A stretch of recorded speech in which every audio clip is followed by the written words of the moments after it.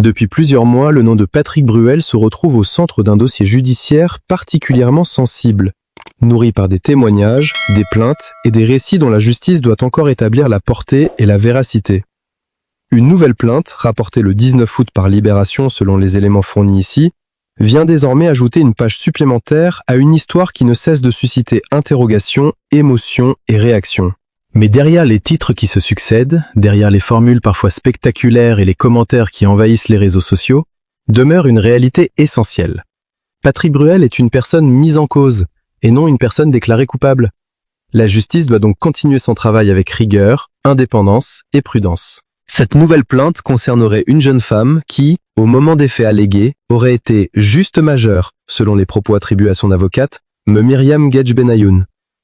D'après les informations rapportées, la plaignante aurait dénoncé des faits qualifiés de tentative de viol. Cette accusation, d'une gravité extrême, vient s'ajouter à plusieurs autres récits déjà rendus publics.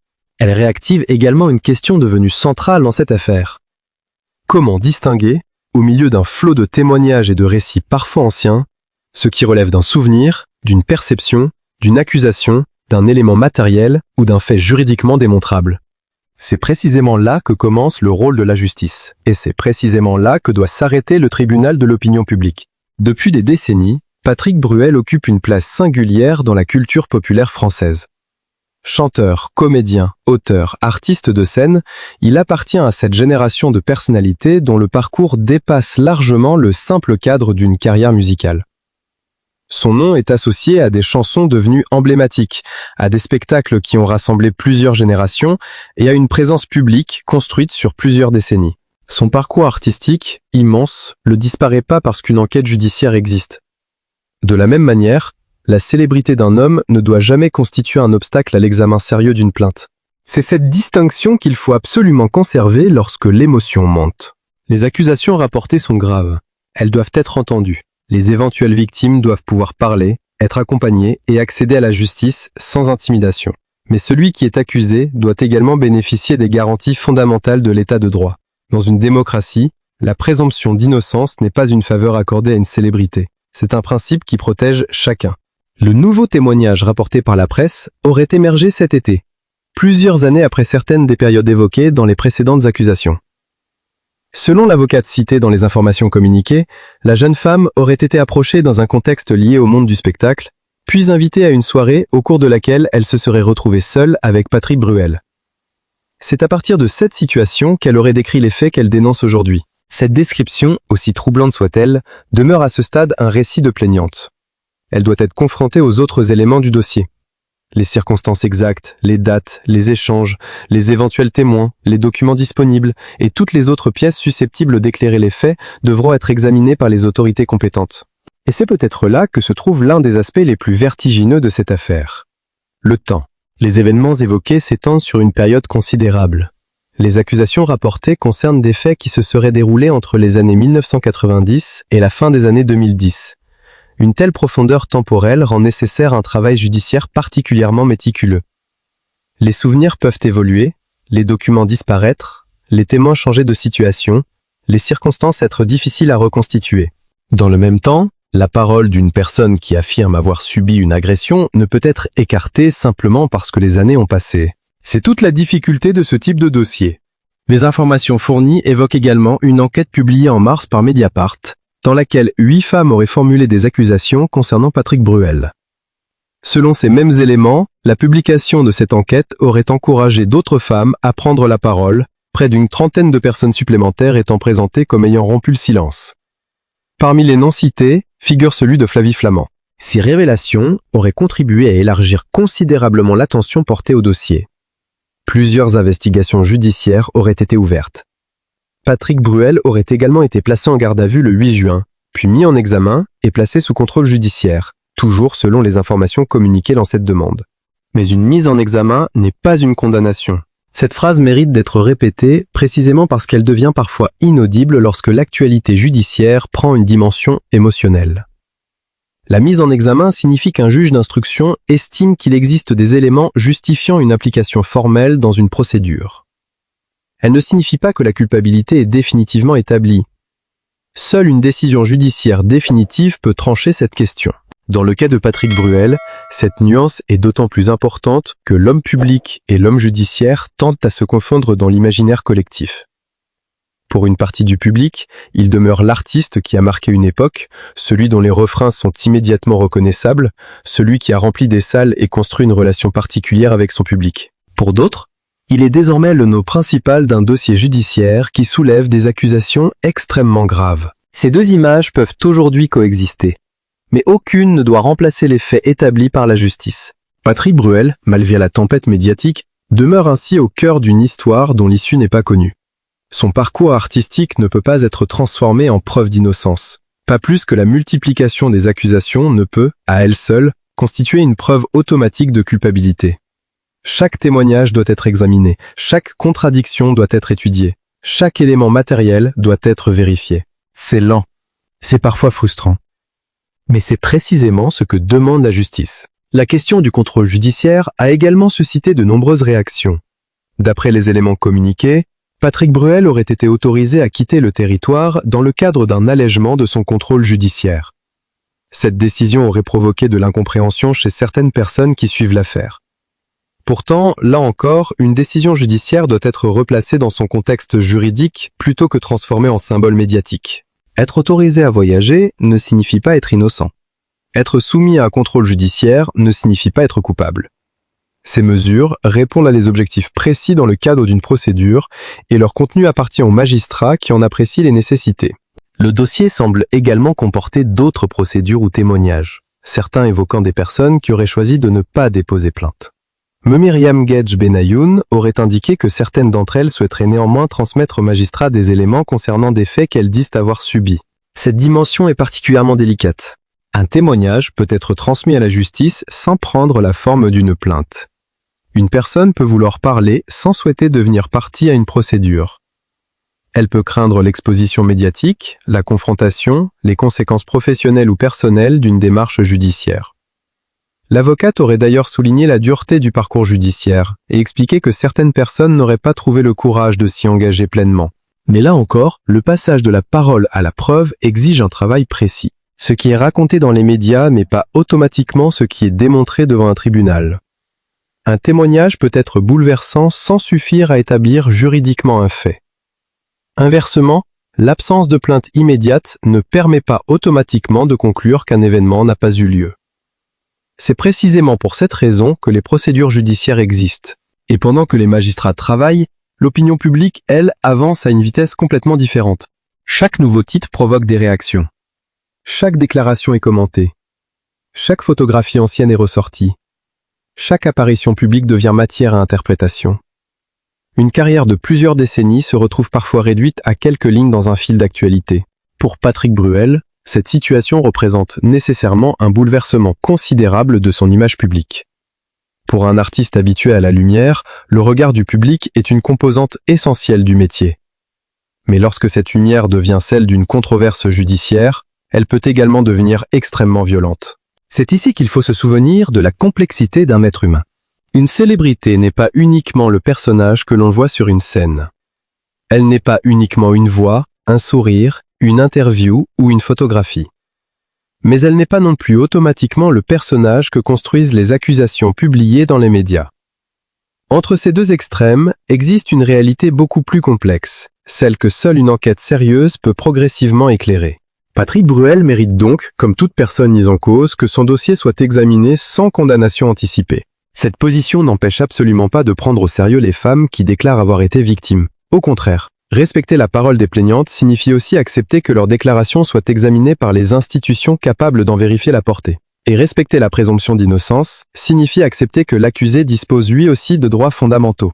C'est une ligne étroite, une ligne difficile, une ligne pourtant indispensable. La nouvelle plainte rapportée le 19 août ajoute donc une tension supplémentaire à une procédure déjà complexe.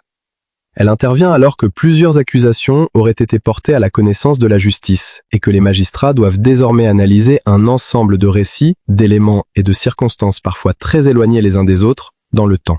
Selon l'avocate citée dans les informations fournies, la question de la prescription pourrait également se poser pour certains faits. Elle aurait évoqué la possibilité que la répétition alléguée de certains comportements puisse avoir une incidence sur l'analyse juridique du dossier.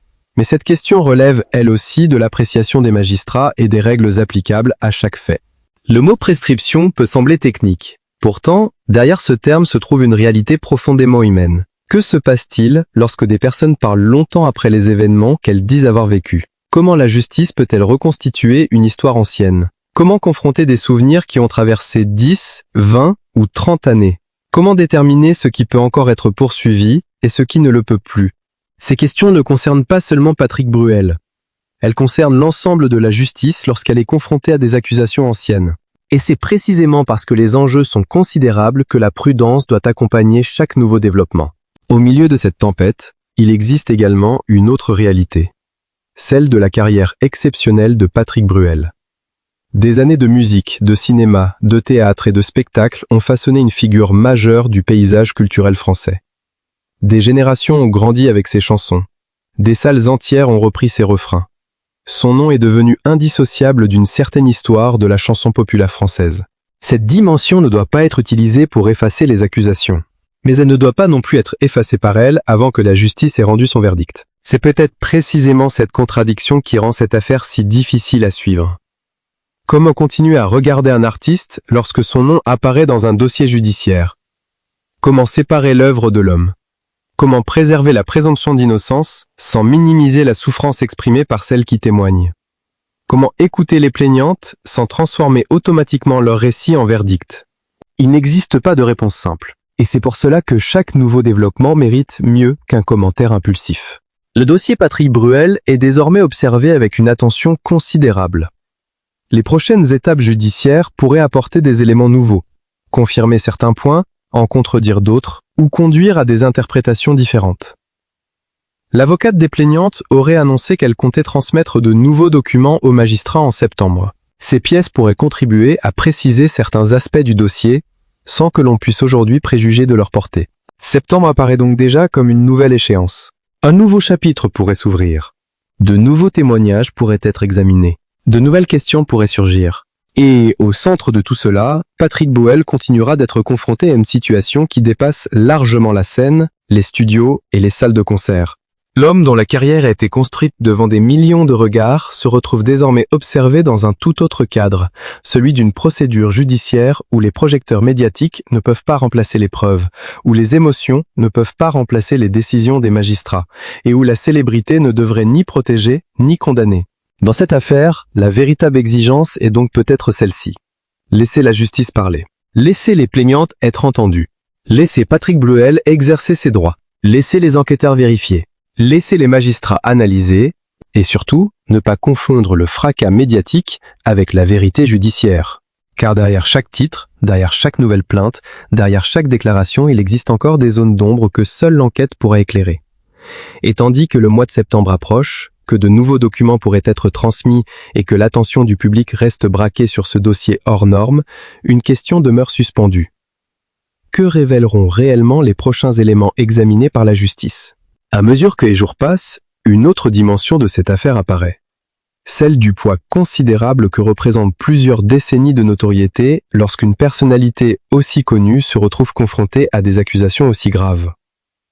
Patrick Bruel n'est pas un inconnu dont le nom serait apparu soudainement dans l'actualité. Il est une figure installée depuis longtemps dans le paysage artistique français, avec une histoire professionnelle immense, un public fidèle et une image construite au fil des années. C'est précisément cette dimension qui rend chaque nouveau développement particulièrement spectaculaire. Pourtant, la justice ne fonctionne pas comme une scène de spectacle. Elle avance lentement, parfois dans le silence, à travers des auditions, des vérifications, des confrontations, des expertises et l'examen minutieux de documents.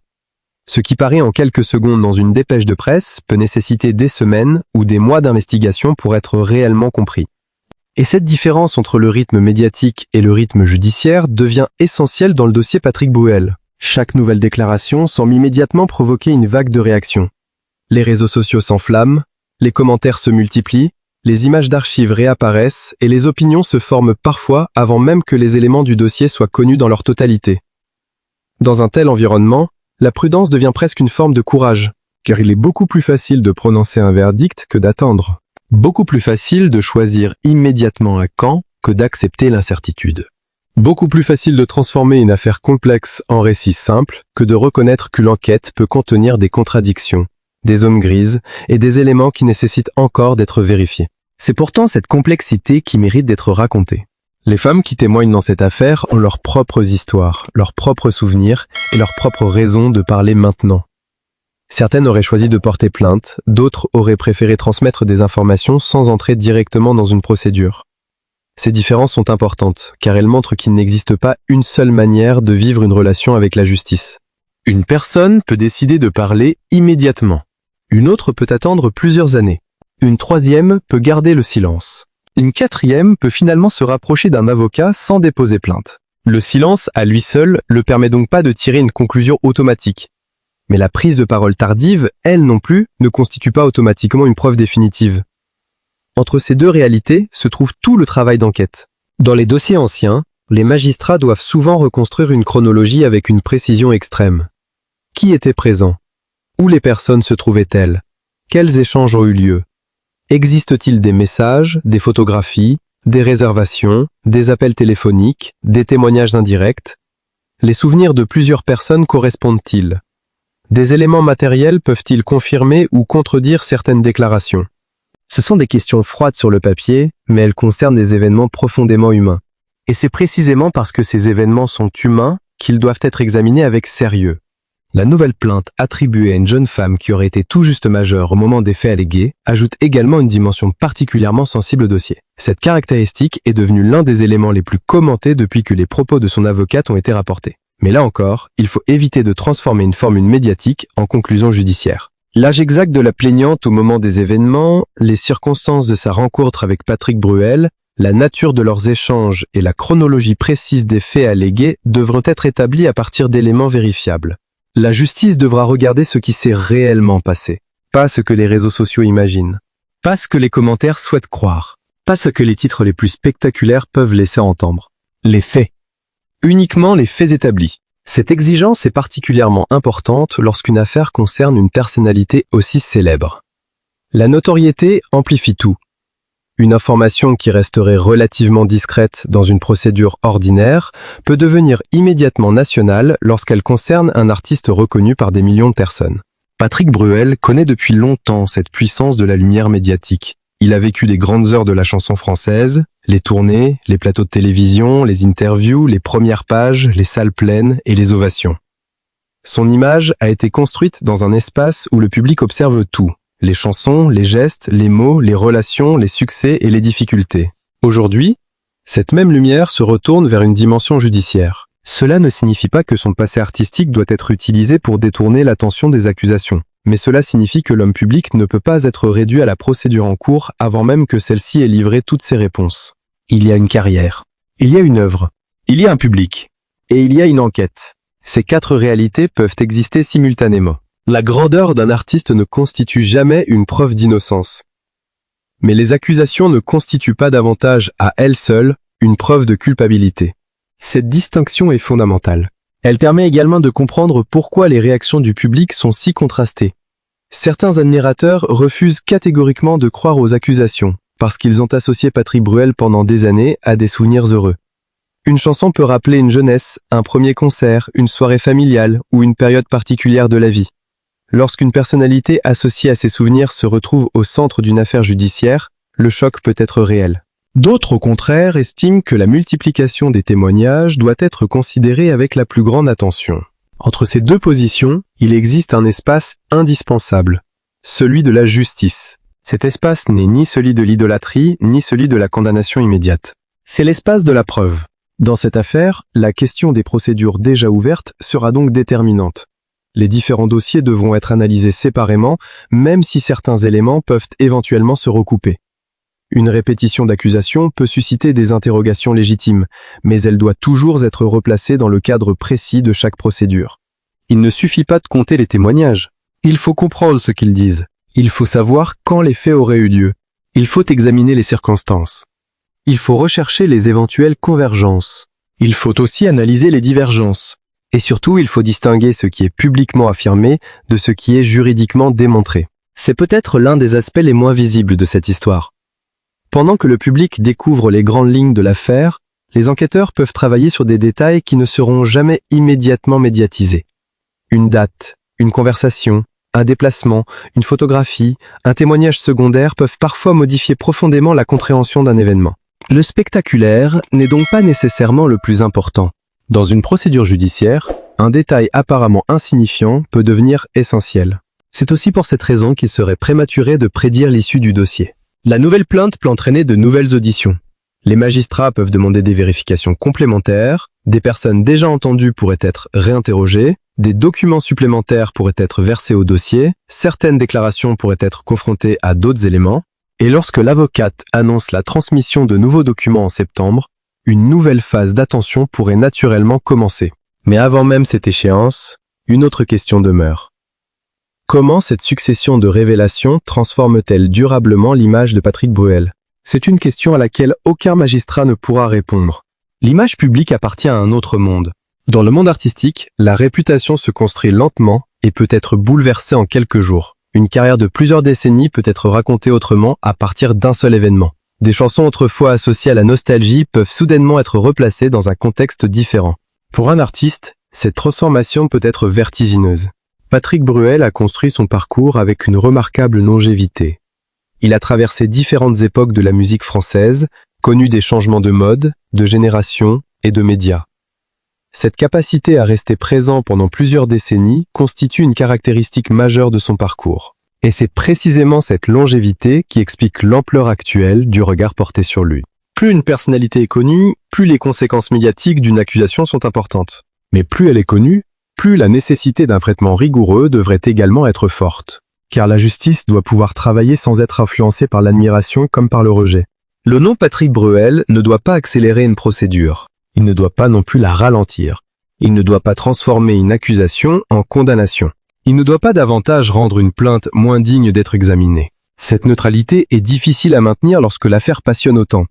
Et pourtant, c'est précisément dans les dossiers les plus médiatisés que cette neutralité devient la plus nécessaire. La prochaine période pourrait donc être particulièrement observée.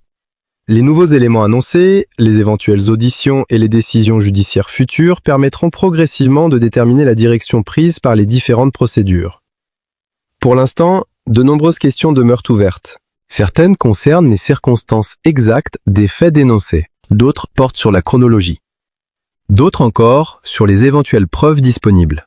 Et certaines concernent directement la qualification juridique des faits. Chaque réponse pourrait modifier la perception d'un fragment du dossier. Mais une chose est déjà certaine. L'affaire a dépassé depuis longtemps le simple cadre d'une polémique médiatique. Elle est devenue une véritable épreuve judiciaire pour toutes les personnes impliquées. Pour les femmes qui déclarent avoir subi des violences. Parce que parler publiquement peut représenter une étape extrêmement difficile. Pour Patrick Bruel, parce que voir son nom associé à des accusations aussi graves représente nécessairement une épreuve considérable, indépendamment de l'issue finale de la procédure. Pour ses proches, pour ses collaborateurs et pour son public, parce que la frontière entre la vie professionnelle et la vie personnelle devient brutalement beaucoup plus fragile. Et pour la justice elle-même, parce qu'elle doit maintenant travailler dans un contexte où chaque information peut immédiatement devenir un événement médiatique. Il faudra donc attendre. Attendre les documents, attendre les auditions, attendre les vérifications, attendre les décisions. Et surtout, attendre que les éléments soient suffisamment établis pour permettre une compréhension plus précise du dossier. Car derrière la succession des titres, derrière les réactions indignées ou les messages de soutien, derrière les images de Patrick Bruel sur scène et les récits de celles qui l'accusent, une réalité demeure. L'enquête n'a pas encore dit son dernier mot. Et lorsque de nouveaux documents seront versés au dossier, lorsque les magistrats auront pu les examiner et que d'autres déclarations pourraient être confrontées aux précédentes, certaines zones d'ombre pourraient commencer à se préciser. Pour l'instant, le regard reste fixé sur les prochaines étapes, sur les éléments qui doivent encore être transmis et sur les questions auxquelles les autorités judiciaires devront répondre une à une, dans un dossier où chaque nouveau détail pourrait modifier profondément la compréhension de l'ensemble.